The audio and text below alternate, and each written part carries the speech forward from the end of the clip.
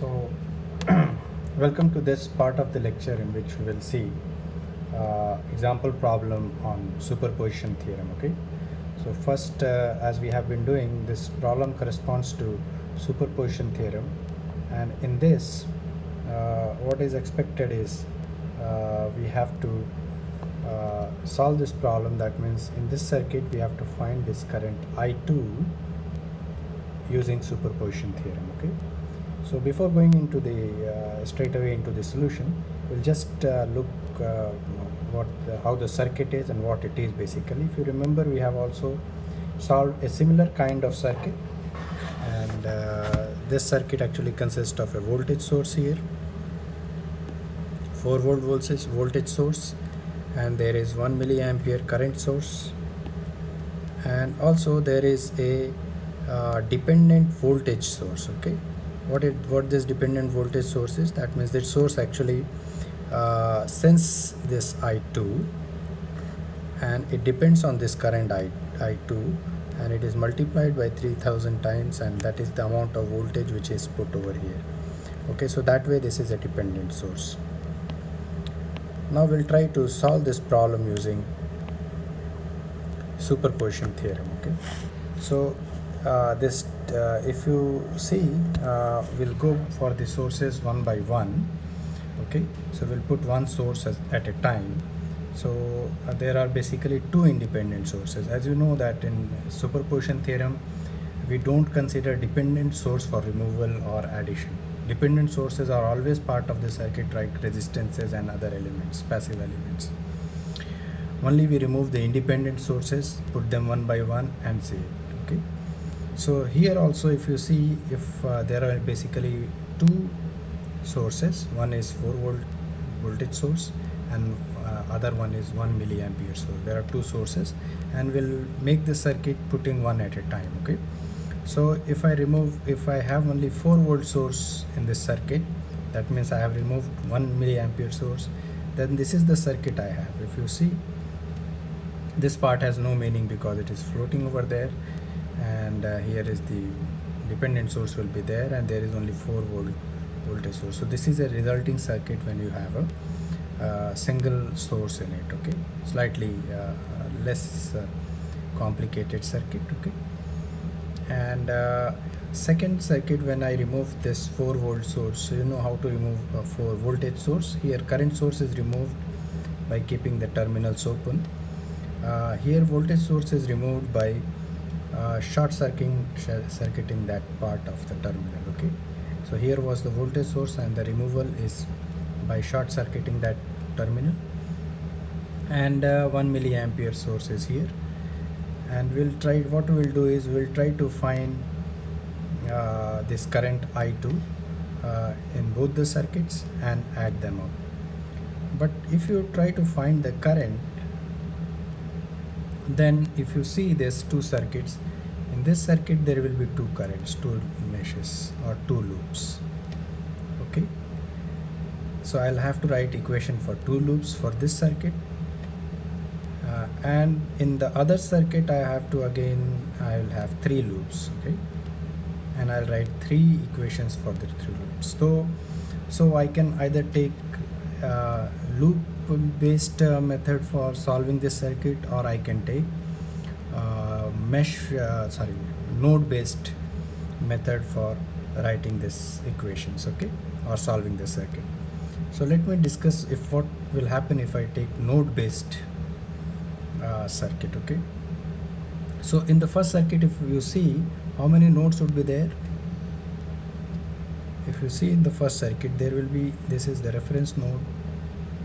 If I consider this as a reference node, then I will have only one voltage node, that is V1, for which the equation has to be written. And similarly in the second circuit, if you see, again this is again the same reference point, and again I have only one node for which the equation is to be written. So together I have to write only two equations, one here and one here. If I take loop, then I write two equations here for each of the loops and three equations for here. So choice is obvious. You can, if you want to do some hard work, you can go with loop method of analysis, and if you want to do some faster or maybe less work, then you can go with nodal method of analysis. So here I will explain the nodal way of doing it. In a similar way, you can also carry out the same solution using loop method. Okay, so let us go, we'll solve the circuits one by one. So I'm taking this circuit first, that is this one, second one first.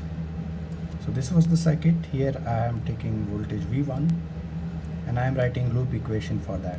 Okay, so if you see, if I want to write loop equation for V1 dash, I call this as V1 dash because I will find V1 dash here and V1 in first circuit, and together I will find the node voltage, and after finding the node voltage I am going to calculate this current I2 in both the circuits and add them up. That is the idea here. So in that way, in the indirect way, I have slightly advantage of writing less number of equations. So let me write equation for this V1. So for V1, if you see how many elements are there here, if you see there is 1, 2, 3 elements plus 1/4 element is here.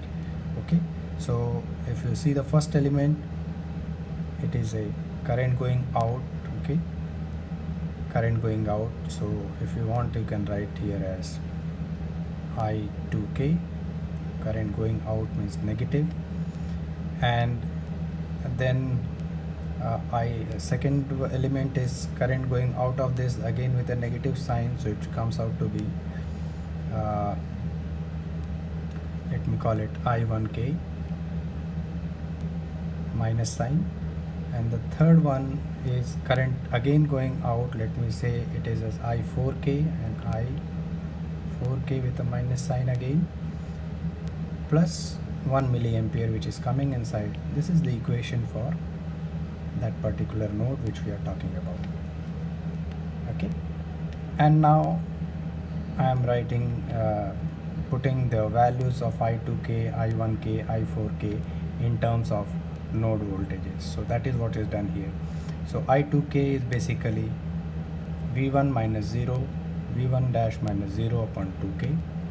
Secondly, then you can also write for I1K, that is this one, that is V1 dash by 1K. 1 milliampere is same as this.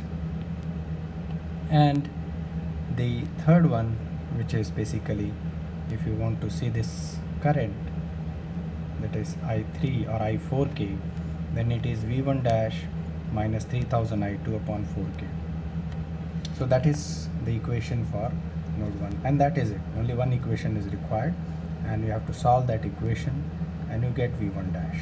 Okay, only the thing here is you are getting I2 as a variable here, which you can eliminate by using this equation. So how much is I2 in this circuit? If you see I2 here, I2 is basically this current coming inside, okay, and 1 milliampere coming inside. Okay, so if I want to write I2, then it will be 0 minus V1. Okay, this is also 0, same point. So 0 minus V1 is the current like this current plus this current I am trying to write. 0 minus V1 upon K plus 1 milliampere is I2, and I fix it over here. And if you see this solution, go through that solution, very straightforward way. Okay, by substituting this I2 into this equation, you can solve it and you get V1 dash as 0.7 volts. Now let us, so this is for the first circuit. Now we will solve the second circuit. Okay, in second circuit I am calling that same point as V1. Earlier it was V1 dash, and I again write the node equation for this circuit, and the node equation here is V1, the current flowing out of this with a negative sign, that is V1 by 2K. Then current going outside again, that means V1 minus 4 volt upon 1K. So this is the amount of current which is going outside, that so it comes with a negative sign. and this is the third current, which is again going outside of the node with a negative sign. It will come, so V1 minus 3000 I2 upon 4K, and again I put the value of I2 into this equation over here. Okay, if you see in this circuit, and this is another circuit, not same one, I2 is now 4 minus V1 upon 1K. That is the amount of I2, and that is what I put here.